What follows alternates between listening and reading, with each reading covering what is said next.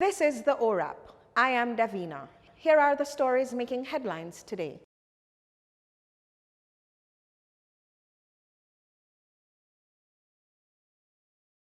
A man was chased and shot dead by attackers this morning on Studio One Boulevard in St. Andrew. Reports are that the now deceased was driving a motor car along the boulevard when his vehicle was blocked by another car.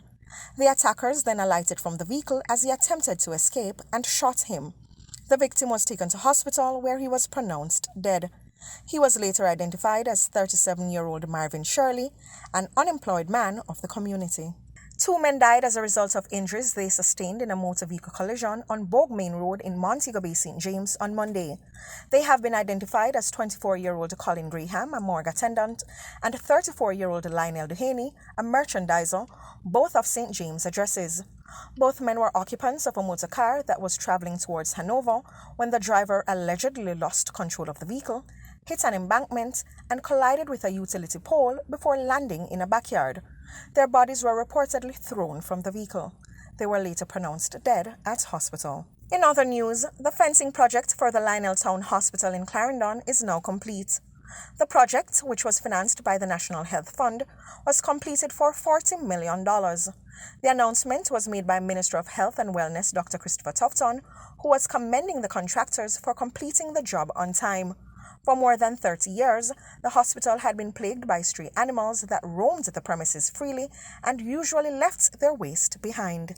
In regional news, the Premier of the British Virgin Islands, Andrew Fahy, on Monday demanded his immediate release from U.S. custody. Fahy was arrested last week during a U.S. drug enforcement sting as he was preparing to board a private jet at a Miami airport. However, the Premier argues that he is immune from prosecution on cocaine smuggling charges because he is the elected constitutional head of government of the British Overseas Territory. Meanwhile, the Organization of Eastern Caribbean States added its voice to the debate surrounding the abolition of the Parliament in the British Virgin Islands with direct rule from England. According to the organization, the move would be a retrograde step.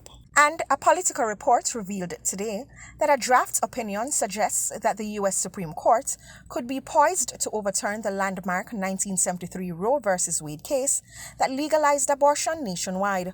The draft opinion in effect states that there is no constitutional right to abortion services and would allow individual states to more heavily regulate or outright ban the procedure.